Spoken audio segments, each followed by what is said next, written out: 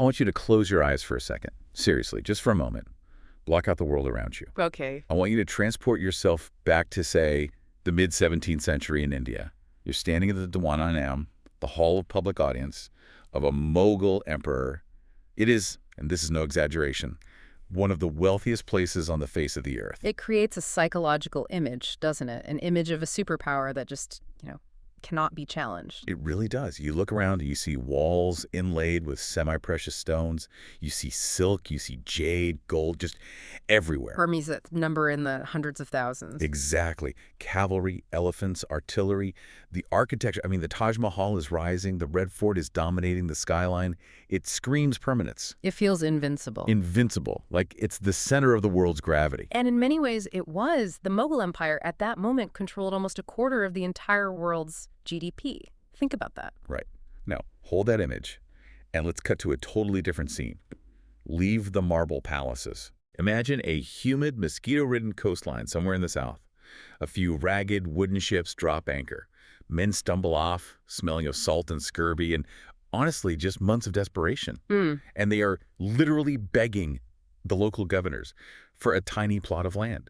Just enough to build a warehouse, to keep the rain off their pepper, and maybe sleep without fearing for their lives. It's a contrast that, in hindsight, makes absolutely no sense at all. None. If you were a betting person back in 1600, you would never, ever bet on the guys in the wooden boats. Never. So how do you get from those few wooden ships to total domination of the entire subcontinent? That is the puzzle we're trying to solve today. Yeah. How did this group of traders, who initially just wanted permission to build, factories, end up owning the whole place? And spoiler alert for everyone listening, it wasn't just about having better muskets.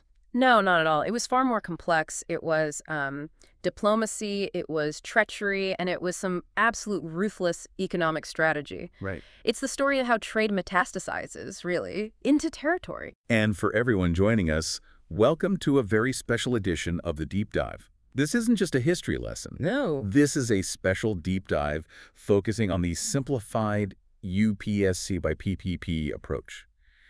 We are taking the incredibly dense history of the arrival of Europeans, specifically Chapter 23 of the Tamil Nadu Board Class Enche history book, and we are breaking it down layer by layer so you don't just memorize it, you actually understand it. And before we start unpacking the Portuguese or, the Battle of Plassey, just a quick note to our whole community of learners out there. Please. If you find value in these deep dives, if they really help you retain this massive amount of information for your exams, we humbly ask you to subscribe to the YouTube channel. It really helps. It really does. It helps the algorithm find other serious aspirants just like you. And if you are capable, and we only say this if you truly are, please consider supporting us on Patreon. Yeah. Your support, well, it effectively keeps the lights on and keeps this content coming. And on that note, we have to give a massive, heartfelt shout out to all our current supporters. We really do. You guys are the fuel for this entire engine. Absolutely. Also, please don't forget to like the video and share your comments. We read every single one, and they are so valuable to us. Yeah, tell us what you think. Tell us what you're struggling with. Let us know. One last housekeeping note, and this is a big one for the serious students out there. We have free notes with practice previous year questions, or PYQs, available on the public Telegram channel. But if you want the full experience... Right. If you want access to all the videos of this series at once, plus the organized premium notes, which, include detailed breakdowns, extra PYQs, and model means answers, you really need to join the private Telegram library. It's easy. Just DM us on the public Telegram channel to join that private library. Okay, roadmap time. Let's do it. We are tracking the arrival of the Portuguese, the Dutch, the English, the French, and the Danes. But there is a twist. There is. We aren't just telling the story. We are integrating actual UPSC prelims and mains questions right into the narrative. We want to show you not just what happened, but how the Commission expects you to analyze it. It's about thinking like the examiner. Precisely. So let's set sail. Section 1. The first to arrive, and interestingly, the last to leave. The Portuguese. The Portuguese. It all starts with a name that everyone knows from their school books. Vasco da Gama. May 17th, 1498, he lands at Calcutta. Right. But we need to step back and ask the big question. Why? I mean, why take this insane, death-defying risk to sail all the way around Africa? It wasn't just for a sense of adventure, was it? Not at all. It was about a geopolitical chokehold. You have to understand, they were being squeezed. Squeezed by whom? You have to look at the map of the world at that time. The traditional land routes from Europe to India, through the Oxus Valley, Syria, or Egypt, were completely controlled by the Ottomans and their Venetian intermediaries. So all the good stuff from the east had to pass through their hands first. Exactly. And at every checkpoint, the price went up. Europe was bleeding gold just to pay for spices. Every time a bag of pepper changed hands from India to Venice to Lisbon, the price multiplied exponentially. So this whole voyage was driven by pure economic necessity. Economic necessity mixed with a kind of strategic desperation.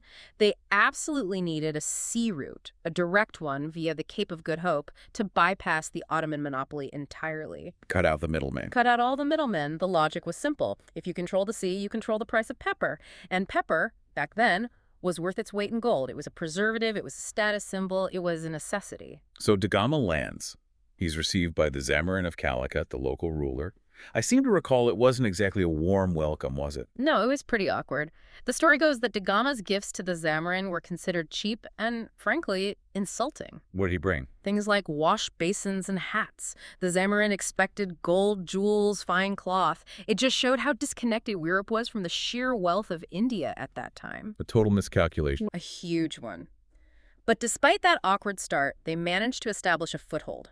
They set up trading stations at Calicut, Cananore, and Cochin. But trading stations don't make an empire. This is the key point. We need to talk about the men who institutionalized this presence. It wasn't just Da Gama sailing back and forth with pepper. No, definitely not. You have to look at the governors.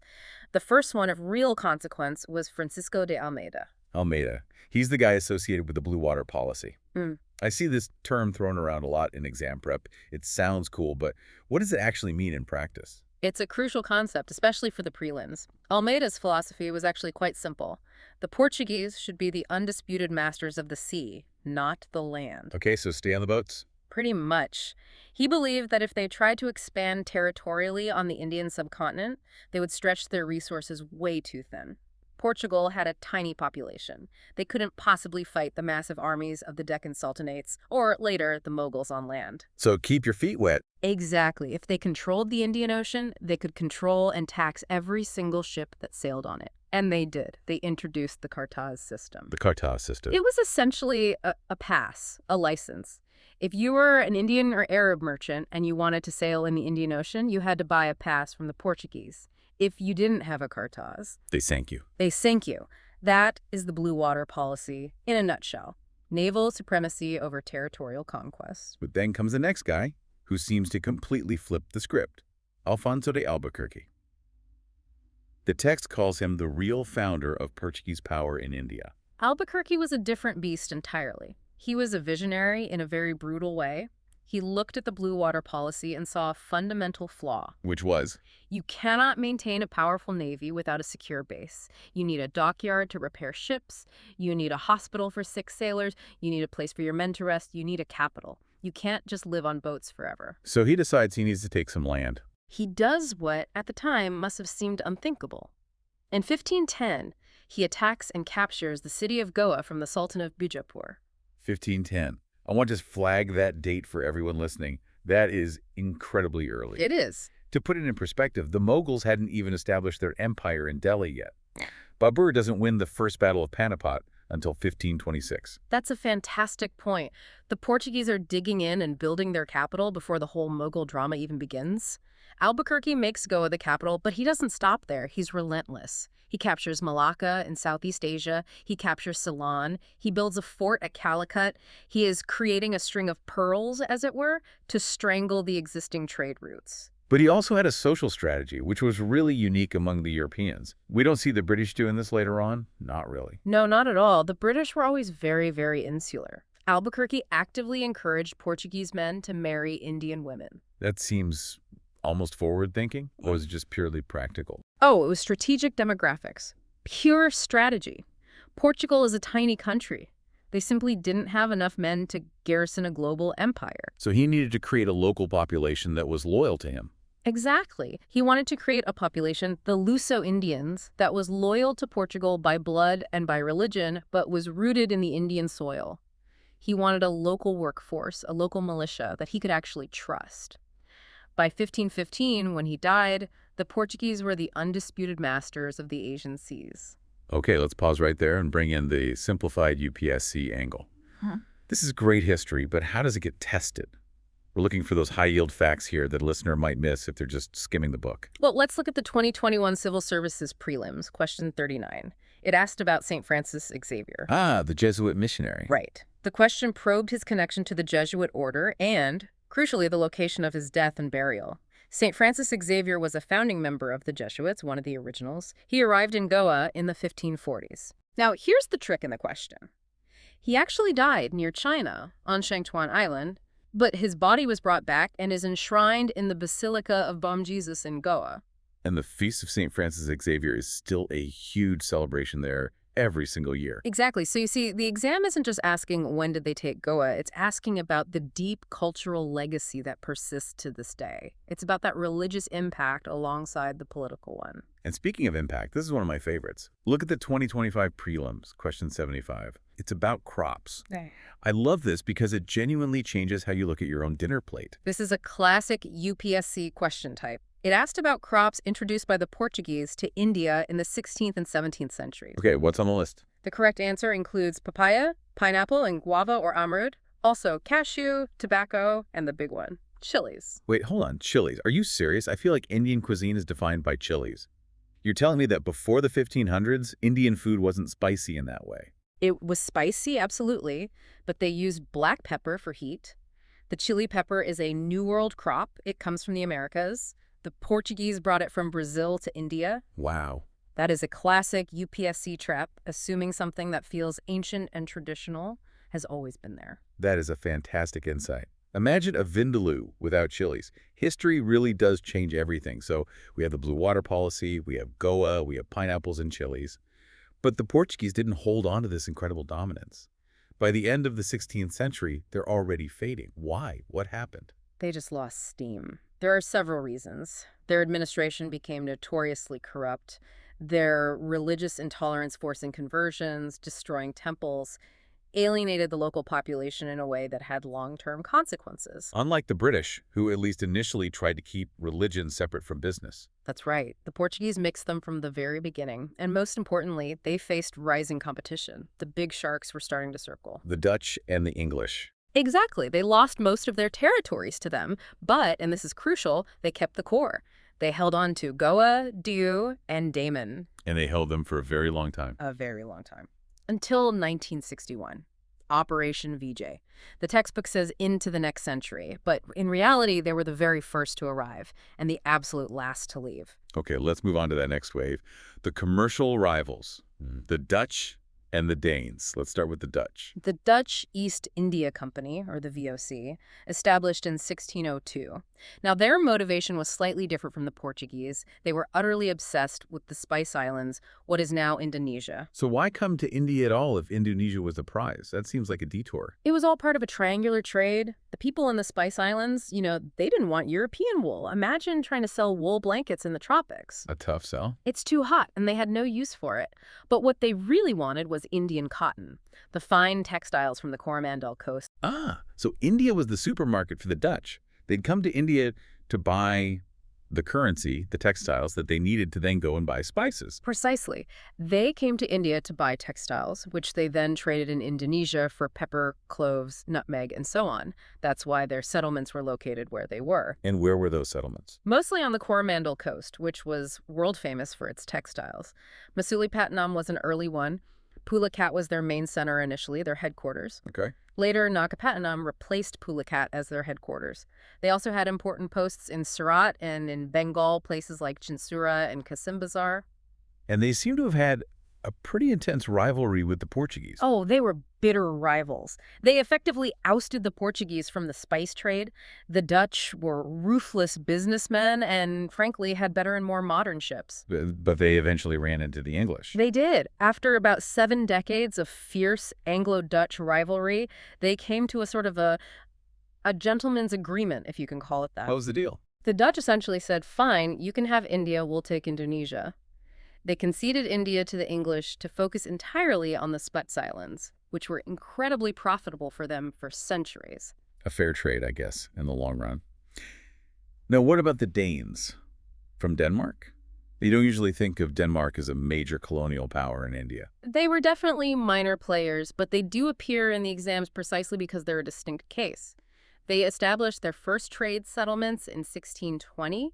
Their first one was at Tranquebar in Tamil Nadu. And their headquarters, where was that? Serampore in Bengal. And Serampore is actually quite famous, not for trade, but for its later role in missionary activities and for being one of the earliest centers of the printing press in India. But they didn't last as a political or economic power, did they? No, not at all. They just couldn't compete with the English, commercially or militarily. So in 1845, they made a pure business decision. They cashed out. They cashed out, they sold all their settlements lock, stock, and barrel to the British government and just left. Here are the keys, give us the check. That's one way to do it. It is. Now, before we move on to the big player, the English, I want to point out a pattern here that's really important. What's that?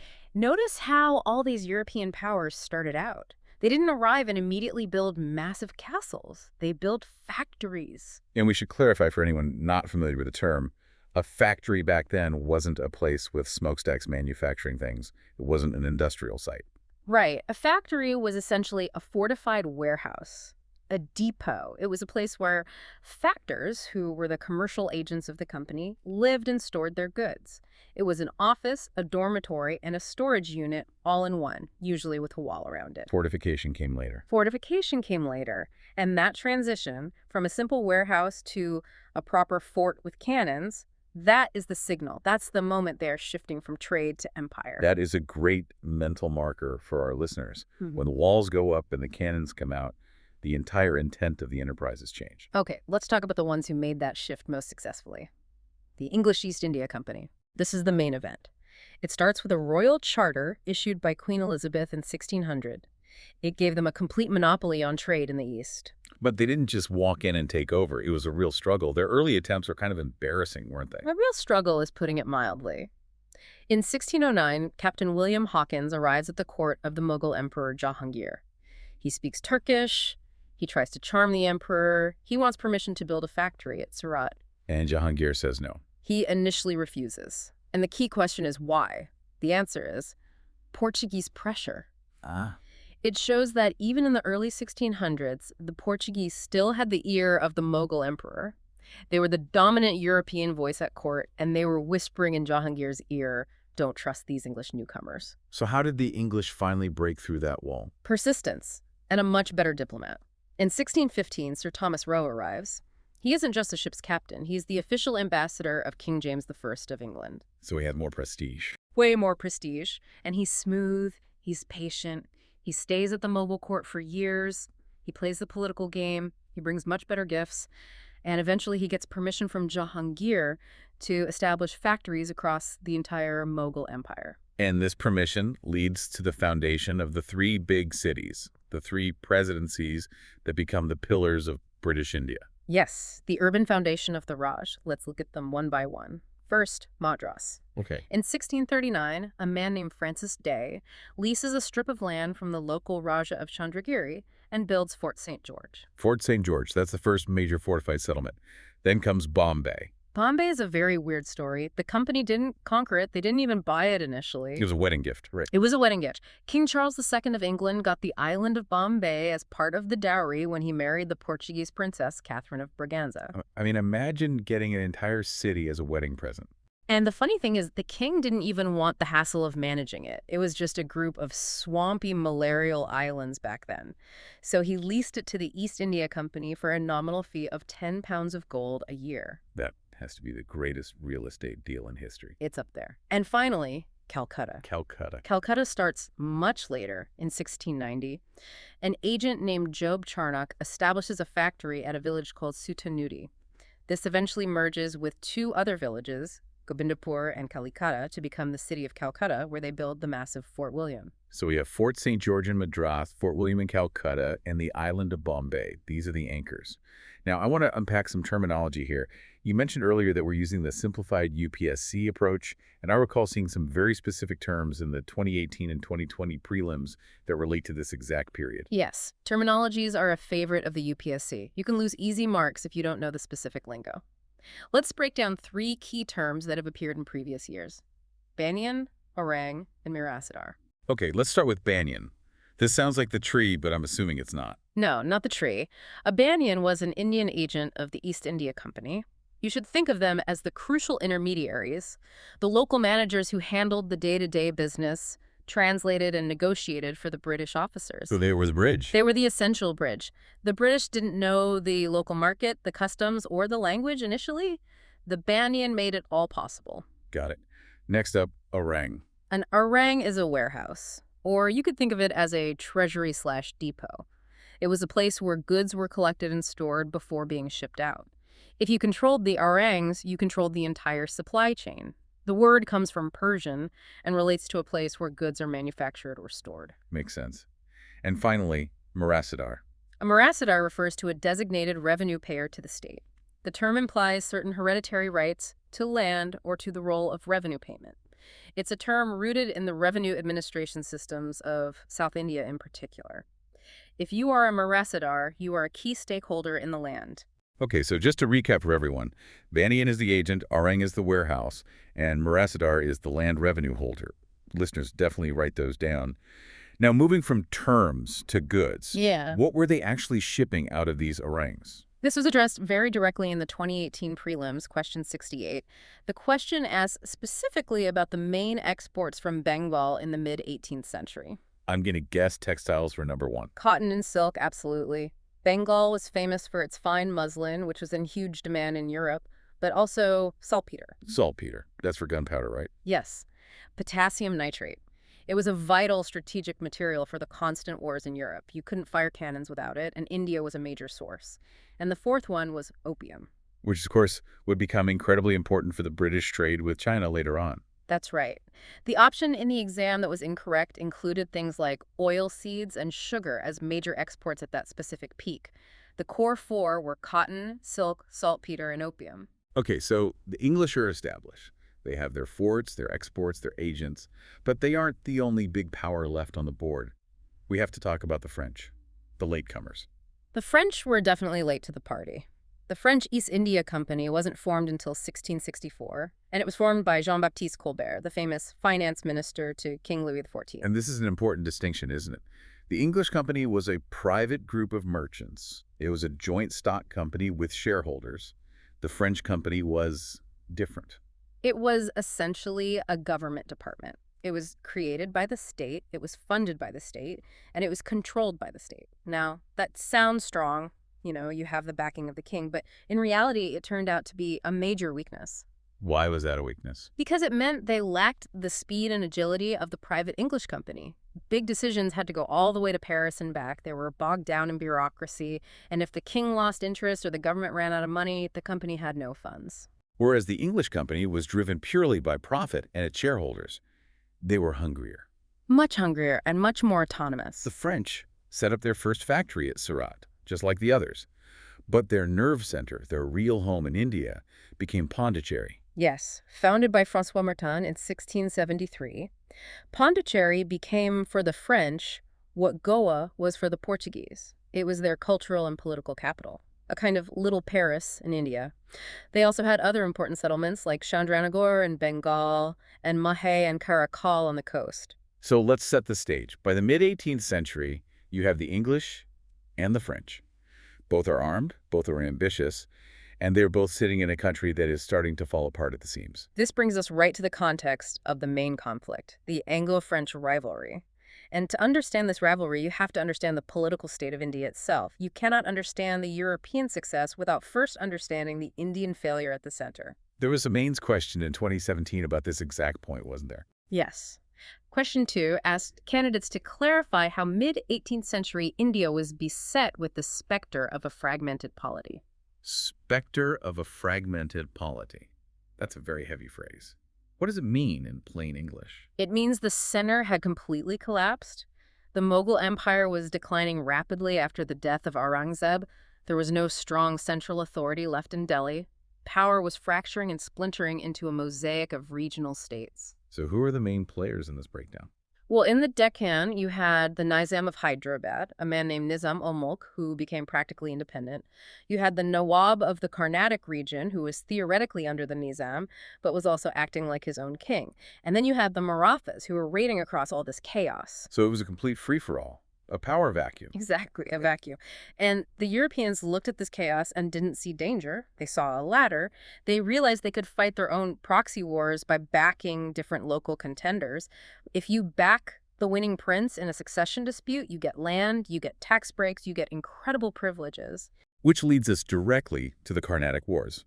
This is where the Cold War between England and France finally turned hot, right on Indian soil. Yes, starting with the First Carnatic War from 1746 to 1748. And the funny thing is, the initial trigger wasn't even in India. It was the Austrian War of Succession in Europe. Wait, really? A war over the throne in Austria started a war in India? Yes. England and France were on opposite sides of a major war in Europe, so they just started fighting each other wherever they were in the world, including India. It really shows you how globalized the conflict had become. That's classic. We're fighting in Belgium, so I guess we have to start fighting in Madras, too. Precisely. The French governor at the time, Joseph-François Dupleix, who was a brilliant strategist, attacked the English. But the most significant event of this war, the one you absolutely have to remember, is the Battle of Adyar. It's sometimes called the Battle of St. Thome. Why is this one battle so important? It often gets skipped over in general history books. Because it exposed a secret that changed everything. The English, under attack, appealed to the local ruler, the Nawab of Carnatic, Anwar-ud-Din, for help against the French. The Nawab said, "Stop fighting in my territory," and sent a massive army of about 10,000 men to crush the French force. Okay, and the French had, what, a few hundred men? A tiny force. Less than 1,000 men in total. So 10,000 against 1,000. It sounds like a guaranteed massacre. It was a massacre. But not for the French. The small, highly disciplined French army, using rapid musketry and light field artillery, especially canister shot, absolutely crushed the Nawab's traditional cavalry charge. It proved that a small, well-drilled, modern European-style army could defeat a massive traditional Indian army. It completely broke the myth of Indian invincibility. It was a psychological green light for territorial ambition. Every European governor saw the result of that battle and thought, wait a minute, we can actually take them. We don't have to just ask for permission anymore. That is a pivotal moment. The whole dynamic shifts. Eventually, the First Carnatic War ends with the Treaty of Aix-la-Chapelle in 1748. But the rivalry obviously continued, yet, in the end, the French lost. They failed to build a lasting empire in India. Why? It wasn't one single thing. It was a comprehensive list of failures. And for the exam, you need to be able to list these out clearly. We can probably identify about 6 main reasons for the French failure. Okay, let's run through them. What was number one? 1, English commercial and naval superiority. The English East India Company was just richer, and the Royal Navy was unmatched. They could cut off French supplies from Europe whenever they wanted to. Okay. 2, True. the nature of the companies themselves. We touched on this. The English EIC was a wealthy, independent, private corporation. The French company was a department of the state and therefore slow and bureaucratic. And often broke when the government was... Right. 3. 3, their bases of power. The French were focused mainly on the Deccan Hyderabad and the Carnatic. That's landlocked or relatively poor in revenue compared to what the English had managed to get their hands on. The English had a strong base in Bengal. And Bengal was the cash cow. It was the most fertile and wealthiest province in India. If you hold Bengal, you can pay for armies forever. What's reason number 4? 4, the English had 3 major strategic ports, Bombay, Madras, and Calcutta. The French really only had Pondicherry. That's a huge logistical disadvantage. If Pondicherry falls, the French are effectively done for. Exactly. 5, leadership. The French generals often fought amongst themselves. Dupleix was brilliant, but he was arrogant and often at odds with his colleagues. And 6, and this is a big one, European priorities. Meaning? The French government in Paris was often far more concerned with its continental wars in Europe against Prussia or Austria than it was with its colonial ambitions in faraway India. They essentially abandoned Dupleix and even recalled him to France at a critical moment. So while the French were distracted, underfunded, and fighting amongst themselves, the English were consolidating. And that consolidation leads us to the most critical turning point in this entire story, the rise of British power in Bengal. This is it. This is where trade definitively ends and empire begins. This is the moment the switch flips for good. We're talking, of course, about the Battle of Plassey, June 23, 1757. A date that absolutely changed the course of world history. It was Robert Clive representing the British versus Siraj-ud-Dowlah, the young Nawab of Bengal. Now, history books often call this a battle, but was it really a battle? Not in traditional sense of the word. It was a transaction. It was a conspiracy. Robert Clive knew he couldn't easily defeat the Nawab's massive army in a fair fight. Siraj-ud-Dowlah had too many men, so Clive did what he did best. He bribed the opposition. He bought the Nawab's own commander-in-chief. Mir Jafar. Yes. Clive made a secret deal with Mir Jafar, who wanted to be the Nawab himself. So during the so-called battle, a huge chunk of the Nawab's army, commanded by Mir Jafar, just stood there. They didn't fire a single shot. Siraj-ud-Dowlah was betrayed, captured, and later executed. It was a victory of treachery, not tactics. But the political result was very real. The result was the foundation of British political rule in India. They installed Mir Jafar as a puppet Nawab, but the British weren't satisfied with just pulling the strings from behind the curtain. They wanted the revenue. And eventually, even the puppets tried to cut their own strings. Which leads directly to the Battle of Buxar in 1764. Now, Buxar was completely different. This was a real fight. This wasn't a bribe or a conspiracy. This was the English army against a grand alliance. The Nawab of Oud, the Mughal Emperor Shah Alam II himself, and the deposed Nawab of Bengal, Mir Qasim, who had replaced Mir Jafar and then turned against the British. So 3 major Indian powers against the company: the Emperor, the Nawab of Oud, and the Nawab of Bengal. And the English won decisively. They crushed the combined forces. This battle proved their military supremacy beyond any doubt. If Plassey was a trick, Buxar was a genuine conquest. It showed that even the combined might of northern India couldn't stop the company's modern war machine. And the aftermath of this is the Treaty of Allahabad in 1765. Yes. Robert Clive returns as governor of Bengal to sign this treaty, and it contains the most important clause of all. The Mughal emperor granted the company the Diwani rights for Bengal, Bihar, and Orissa. Let's unpack Diwani rights. This is a concept that stumps a lot of people. It sounds very bureaucratic and dry. It is bureaucratic, but it's the absolute key to the entire British Empire. Diwani means the right to collect revenue. Before this treaty, the British had to bring gold and silver bullion from England to pay for Indian cotton and silk. They were customers, and they were bringing money to India. So India was actually getting richer from this trade. In a way, yes. But after they got the Diwani rights, the British became the tax collectors.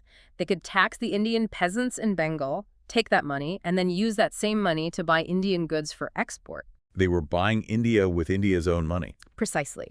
They stopped importing gold and silver from Britain and started exporting Indian goods that were paid for by local taxes. This connects directly to a 2017 mains question, Q12. It asked to examine how the decline of traditional artisanal industry in colonial India crippled the rural economy. This is the beginning of the drain of wealth. This is the very mechanism of the drain of wealth.